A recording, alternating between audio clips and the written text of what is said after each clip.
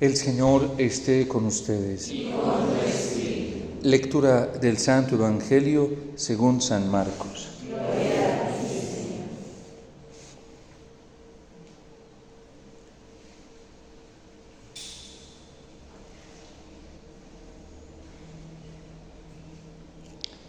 Aquel día, al atardecer, dice Jesús a sus discípulos: vamos a la otra orilla. Dejando a la gente, se lo llevaron en barca como estaba. Otras barcas lo acompañaban. Se levantó una fuerte tempestad y las olas rompían contra la barca hasta casi llenarla de agua. Él estaba en la popa, dormido sobre un cabezal. Le despertaron diciéndole: Maestro, ¿no te importa que perezcamos? Se puso en pie, increpó al viento y dijo al mar: Silencio, enmudece. El viento cesó y vino una gran calma. Él les dijo: ¿por qué tienen miedo? ¿Aún no tienen fe? Se llenaron de miedo y se decían unos a otros: ¿pero quién es este? Hasta el viento y el mar le obedecen.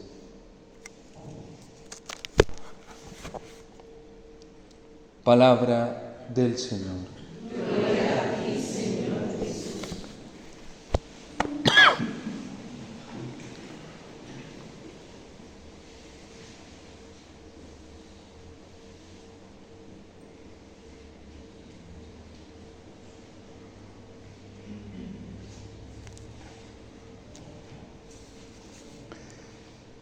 Las catequesis de los padres de la Iglesia, sobre todo en los primeros siglos, son muy ricas en todos los signos pedagógicos con los cuales transmiten la grandeza de los sacramentos.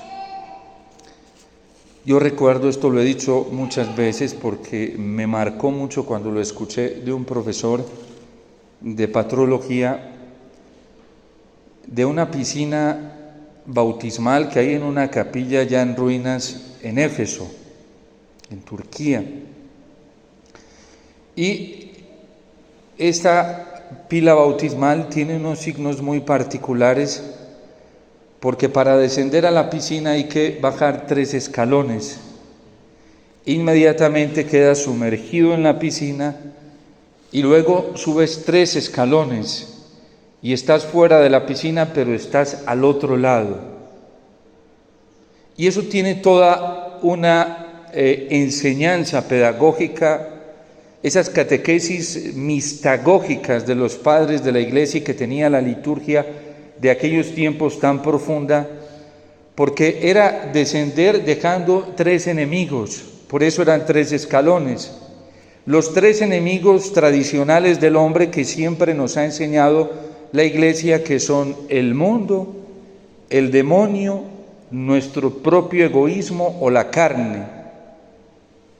Y entonces al descender se dejaban esos 3 enemigos y el agua lavaba, limpiaba todos los residuos que esos enemigos habían dejado y luego se subía en 3 escalones con 3 poderes sobrenaturales que recibía en esos momentos el catecúmeno.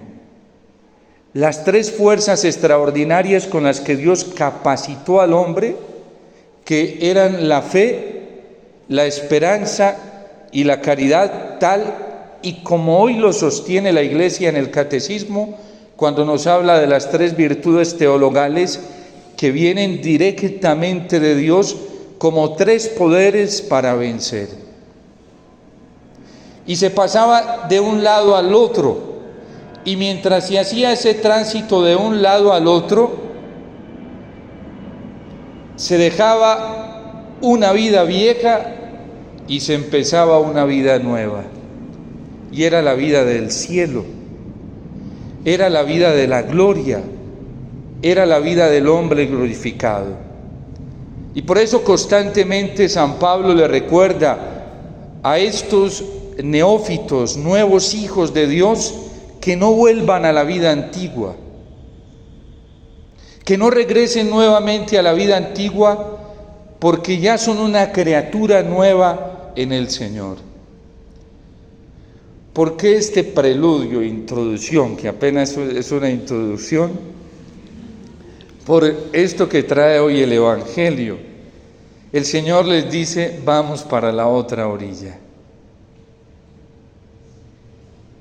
Y esa es en realidad la realidad del bautismo. Vamos para otra orilla.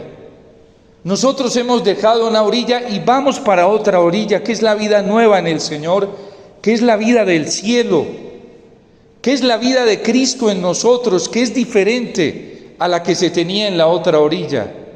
Y los padres de la iglesia y la tradición siempre entendieron que subir a la barca era subirse en la iglesia.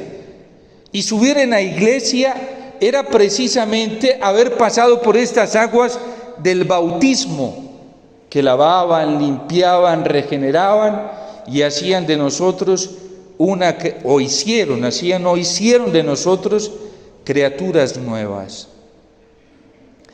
Pero en ese tránsito hacia la otra orilla hay amenazas. De hecho, lo que vemos hoy en el rey David es precisamente el triunfo, en cierto sentido, de esas amenazas. David se había enfrentado con enemigos externos, reyes poderosos, naciones, y a todas las había vencido. David se enfrentó incluso con los que conspiraban a su alrededor y terminó venciendo, porque al fin de cuentas Saúl termina arrepintiéndose y dejando tranquilo a David, incluso aceptándolo. Venció todas esas fuerzas, pero hubo un enemigo con el que David no pudo porque se descuidó. Y fue consigo mismo, con sus propias pasiones. En un momento se descuidó y se dejó ganar por el egoísmo y la presunción, porque ahí empezó todo. Cuando David comenzó a pensar en sí mismo, porque era la época en la que los reyes debían ir a campaña militar con sus soldados y David se quedó en palacio. ¿Y por qué se quedó en palacio? Por pensar en sí mismo, porque se ensimismó, se descuidó y dejó de hacer lo que tenía que hacer, que era ser fiel a la misión que Dios le había encomendado. Los soldados ni siquiera le exigían al rey que peleara, él no tenía que pelear, pero que estuviera ahí con ellos. Y Dios se lo exigía también, porque eso los levantaba moralmente y psíquicamente y también espiritualmente. Pero David se descuidó y no estaba allí. Se quedó en palacio pensando en sí mismo. Y el diablo aprovechó esta situación y vino esta gran caída tan terrible de David. El enemigo de la carne. Nosotros tenemos muchos enemigos, pero el más terrible de todos, el más feroz, el más sutil y asolapado, ese es el que está dentro de nosotros. Y por eso nosotros no podemos descuidarnos. Es la misma situación en realidad que viven los discípulos dentro de la barca. Y por eso el Señor se acuesta a dormir en popa. Él no tiene problema. Él está tranquilo porque está asistido por la gracia del Padre. Y por eso duerme tranquilamente. Aunque la barca se mueva, se sacuda, se esté llenando de agua, Cristo no tiene problema. Su confianza está puesta en el Padre. Y está haciendo todo lo que el Padre le ha encomendado. No tiene ningún problema. Son los discípulos que ahora están manifestando o está brotando lo que ese enemigo interior hace. Porque cuando a nosotros nos coge fuerza el miedo, quiere decir que el enemigo del propio ego está teniendo el control. Y eso nos lleva a las cosas más terribles. A ser injustos, primero con nosotros mismos, con los demás, porque eso desarrolla una cantidad de cosas que nosotros, por andar distraídos, no las captamos tan fácilmente. desarrollamos mecanismos de defensa, prevenciones, prejuicios contra los demás, todos se convierten en una amenaza para nosotros y eso nos lleva a grandes caídas. Pero aquí los discípulos hicieron algo que David no hizo. Señor, sálvanos. Maestro, no te importa que perezcamos, le suplican, oran hasta despertarlo. Para eso les alcanza la súplica y la oración, y en realidad estos hombres sí están vigilando.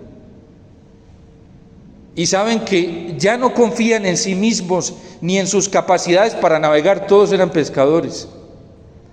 De hecho, a Cristo nunca lo vieron pescando, ¿sí?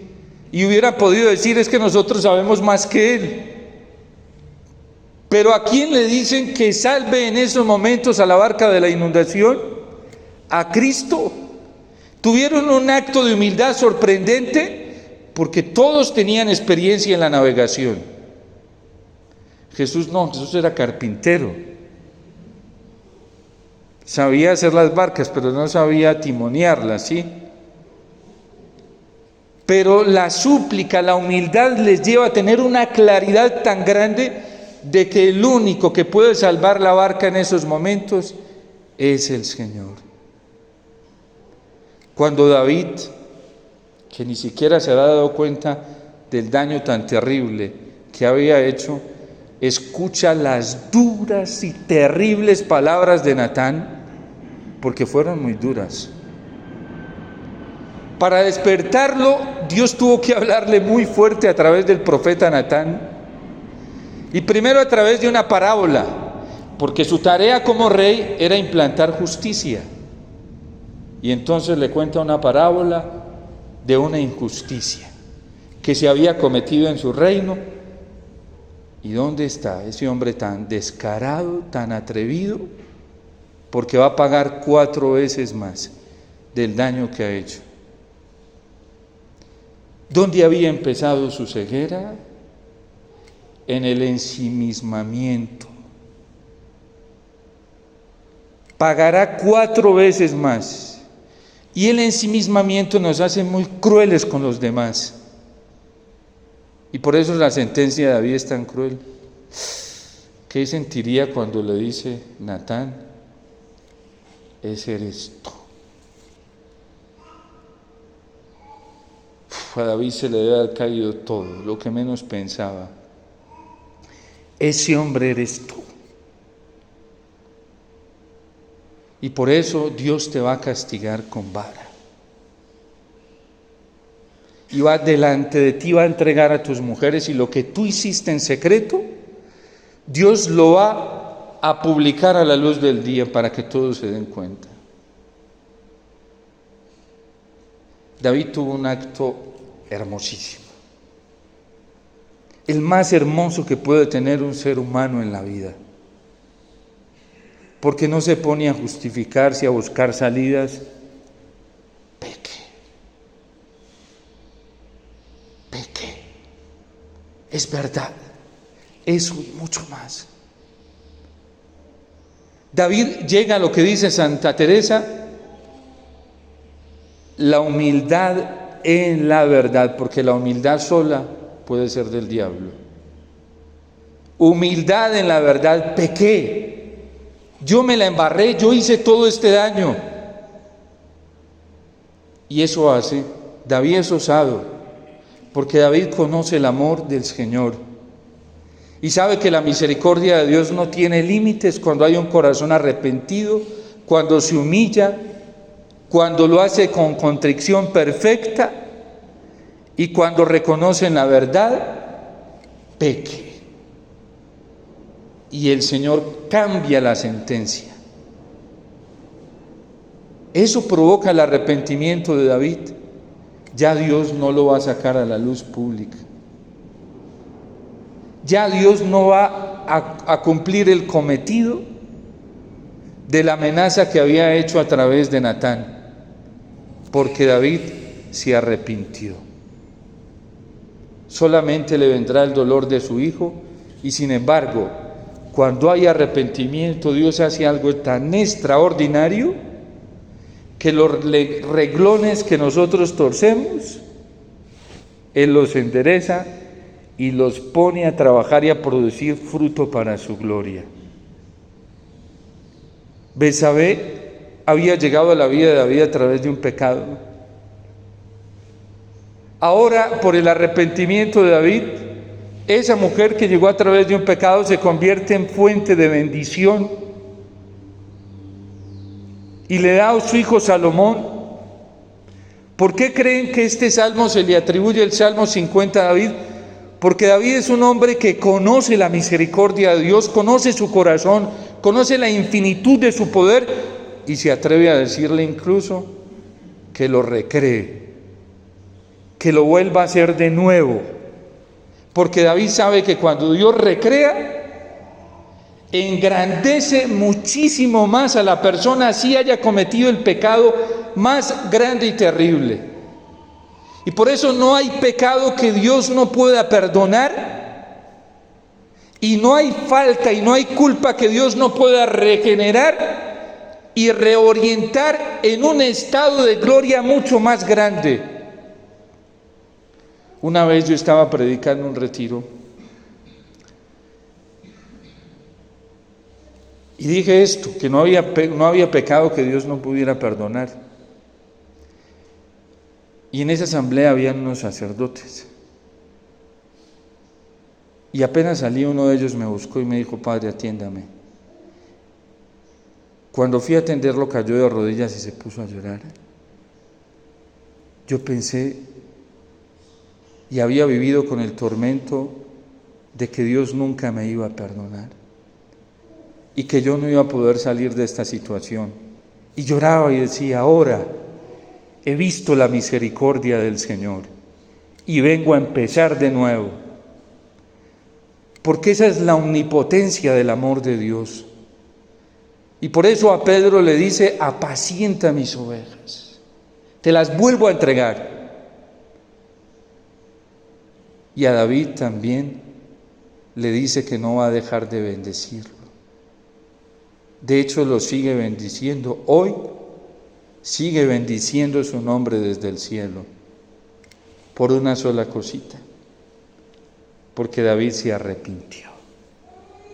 Porque David le pidió perdón al Señor. Porque David no perdió el tiempo justificándose. Porque David no perdió el tiempo echándole la culpa a los demás. Porque David reconoció que era su falta y era su problema y no era el de los demás. Y apenas David reconoce esto, Dios se engrandece mucho más su nombre. Hoy el nombre de David es grande en el cielo, grande para la iglesia, grande para el judaísmo. Ni siquiera el pecado cometido por él pudo mancillar y manchar la obra que Dios quería realizar en él. ¿Por qué? Porque David no perdió la fe, no perdió la esperanza. Y esto es lo que precisamente vemos en el Evangelio. Por eso Jesús les dice: ¿por qué tienen miedo? ¿Aún no tienen fe? A nosotros no nos puede dar miedo nada, porque el Señor está con nosotros. Su promesa sigue vigente.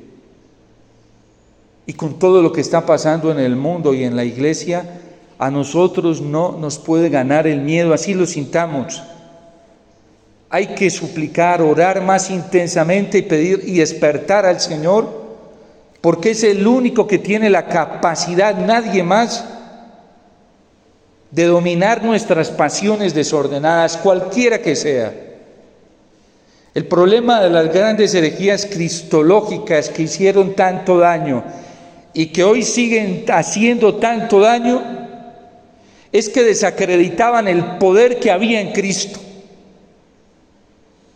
No era que simplemente decían que en Cristo no había dos naturalezas, dos voluntades, como lo hizo el nestorianismo. No, el problema era que desacreditaban el poder sobrenatural que hay en Cristo.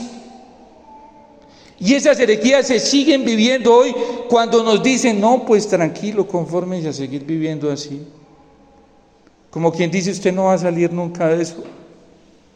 Y el Señor nos dice, ¿por qué tienes miedo? ¿Por qué no tienen fe? ¿Quién dijo que no vas a salir de eso? ¿Quién dijo que no puedes salir de eso? ¿Quién dijo que no puedes triunfar? Pues aquí está el Evangelio. Al mar le dijo, calla y enmudece. No hay pasión, por desordenada que sea que haya en nuestro interior, que Cristo no pueda someter y transformar, porque eso es lo extraordinario. La soberbia, Él es el único que tiene la capacidad de convertirla en humildad. La altanería, Él es el único que tiene la capacidad de convertirla en mansedumbre. Y puede hacer de la persona más brava la más mansa, como muchos santos, San Francisco de Sales, por ejemplo, ¿sí? Que era tan iracundo que incluso una de las mesas que él utilizaba cuando confesaba, la encontraron casi destruida por debajo porque era tan fuerte la ira que sentía, la impaciencia, y después llegó a convertirse en uno de los hombres más dulces. Cristo tiene esa capacidad, no solamente de aplacar, detener, dominar, sino de transformar. Pero tantos errores y tantas ideologías y tantas bobadas que a veces nos meten, nos llevan a desconfiar de este poder. Y como decía el Papa Benedicto XVI, a vivir en un conformismo. Conformémonos a vivir así, pues ¿qué hacemos? Cristo tiene la capacidad de transformar todo desorden que haya en nosotros. ¿Cuándo? Cuando nosotros nos determinemos por Él y le creamos. Cuando le creamos. Eso ya no depende de Él, depende de nosotros. Él está a la puerta, como dice en el libro del Apocalipsis, y llama. Ved que estoy a la puerta y llamo. Quien me abriere, entraré en Él, cenaré con Él y Él conmigo. Es tan impactante el poder de Cristo que es capaz de transformar el odio en amor, pero en amor verdadero y compasivo. Es una cosa, solo Él lo puede hacer, nadie más. Nadie más, solo Cristo. Santa Laura Montoya, todos los días rezaban el rosario por un señor y un día le pregunta a la mamá, mamá, ¿y quién es ese señor por el que rezamos con tanto amor? Y ella veía que la mamá lo hacía con un amor. Hijita, es el hombre que mató a tu papá. Y Santa Laura aprendió que había que amarlo más que a todos. Y no por diplomacia, de verdad. Eso hace Cristo. Pero las herejías que andan rondando hoy en la práctica y que se han incubado en muchos de nuestros corazones, nos dicen, no, usted ya no se desgaste, que eso no es posible. Y el Espíritu Santo por dentro allá luchando para decirnos, sí se puede. Sí se puede. Solo basta en que creas y tengas fe y se puede. Las amarguras, ¿quién es el único que tiene la capacidad de convertirlas en gozo pleno en medio de las pruebas y las dificultades, que es lo más tremendo? No sin tribulación y sin sufrimiento, no, con sufrimiento. Y que alguien pueda vivir feliz cuando está atormentado por todo lo externo. Eso es sobrenatural y existe eso. Y es real. La madrecita Alicia, los que conocimos tantas cosas que le pasaban en lo secreto, y uno la veía tan feliz y uno dice, ¿y de dónde saca todo eso? ¿De dónde? Es que Cristo es capaz de hacer eso y más. Por eso le decía Cristo a los apóstoles, ustedes harán cosas más grandes que las que yo he hecho. Si están sorprendidos ahorita que me tienen aquí, cuando venga el Espíritu Santo, verán cosas y harán cosas más fabulosas. Lo que Dios tiene preparado después de esta tribulación que estamos comenzando a vivir, vamos a vivir, es una cosa impresionante. San Luis María Griñón de Montfort dice que va a ser más sorprendente que la misma era apostólica. Y eso que los cristianos de aquella época y la gente que veía lo que pasaba en los apóstoles, imagínense, San Pedro, la gente sabía que no podía llegar donde él y los enfermos los colocaba por donde iba a pasar la sombra y todos se sanaban. San Pablo iban y cortaban mandiles, pedazos de tela y dice, no podemos llegar donde él, pero con que se toque un pedacito de tela con el cuerpo de San Pablo y esto lo coloquemos a los enfermos y se sanaban. Es que lo que Dios tiene preparado en su inmenso amor y en su inmensa misericordia es mucho más sorprendente que todas las amenazas que hoy están apareciendo en el mundo y en la iglesia. El demonio es feliz haciéndonos creer que la iglesia se va a inundar. Y es verdad, se está llenando de agua. Benedicto XVI decía una cosa impactante. Yo sé que la iglesia, la barca se está negando. Y él decía, pero no importa. Cristo la va a salvar. Y por eso yo renuncié y a mí no me atormenta eso porque es de Cristo. ¿Sí? Solo necesito unos discípulos que le griten duro para que se despierte y ya. Pero no más. Y por eso nuestra tarea es orar, clamar, suplicar y no dejarlo de hacer, porque lo único que nos va a llevar a ver cumplidos tantos anhelos que hay en nuestro corazón es la súplica que le hagamos a Él y sobre todo en la Eucaristía. Ahorita los obispos colombianos hicieron un llamado muy bonito. Mañana va a haber una rogativa en todo el país, en todas las Eucaristías, para que el Señor nos regale el don del agua. Es rogando y suplicando, porque debemos llegar allá, es a través de la súplica. Todas las amenazas, los problemas se vencen orando. Padre, ¿y no hay otra solución? No, no hay otra solución. No hay otra. Es que la oración, siendo tan sencilla, es lo más efectivo. Es más grande que todas estas bombas nucleares que están a punto de disparar y que destruirían el planeta Tierra en contados segundos. Pero bueno, no importa, hay alguien más grande que eso y es el Señor. Una vez estaba hablando de esto en Corinto Cao, que estaba dando una homilía y estas amenazas con las bombas, y estaba terminando la homilía y habían detonado un cargamento de, creo que era penolita, que habían encontrado. Nosotros íbamos por una misión, nos detuvieron porque habían encontrado un cargamento para estallar el comando de policía, y entonces lo detonaron, y cuando yo hablé de las bombas atómicas, ¡pum!, estalló y todos. Sí. Pero aunque haya esas amenazas, la fe es más grande. El poder de Cristo es más grande y está con nosotros. Y lo más tremendo es que vive en nosotros. Porque Él se construyó un templo y fue nuestro propio corazón el día del bautismo y se quedó ahí toda la Trinidad en pleno. Y cuando venimos a la Eucaristía, lo que hace la Eucaristía es activar ese poder que está en el corazón, que es el poder de la Trinidad. Por eso lo que dice el Señor hoy, aún no tienen fe. Aún no tienen fe. Si nosotros creemos, veremos y experimentaremos cosas impresionantes. Una vez yo le pregunté a la madrecita, porque a mí me dejaba a veces como así, ella era muy osada, ¿sí? Orando por la gente, y yo decía, ¿y donde no se dé ese milagro qué? Sí, una vez llegó un padre y yo dije, ¿dónde quede mal? Padre, es que me contaron que estaba muy enfermito, yo oro y a veces, si quiere oro por usted, y yo, ¿y dónde quede mal qué? Y entonces le dije, madrecita, ¿usted cómo hace? ¿Usted cómo hace cuando le pide esas cosas al Señor? ¿Usted no duda?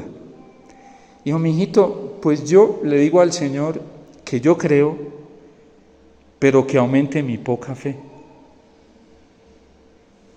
Esa conciencia tan grande de su limitación de la fe que tenía, pero también de la limitación que tenía.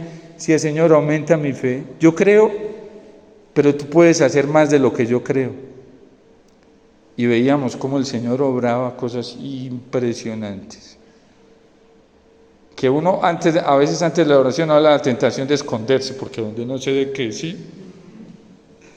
Y después la gente contando, y ahora cuentan milagros y milagros, y es una cosa impresionante. Por la fe. Nosotros tenemos que decirle al Señor que nos despierte la fe. Porque una oración con fe hace estragos en este mundo, y estragos muy buenos dentro de la iglesia y en el mundo, y hace demasiada bulla en el cielo. Por eso pidámosle al Señor en esta Eucaristía que lleguemos a la conciencia que tuvieron los apóstoles. Aunque era una fe inmadura, les alcanzó para suplicar y saber que era Cristo el que podía salvarlos. Que nosotros lleguemos a esa conciencia de que es Cristo y nadie más, y que no nos cansemos de suplicarle y pedirle a Él con la certeza de que Él nos va a salvar. Dios te salve María, llena eres de gracia, el Señor es contigo. Bendita tú eres entre todas las mujeres, y bendito es el fruto de tu vientre, Jesús.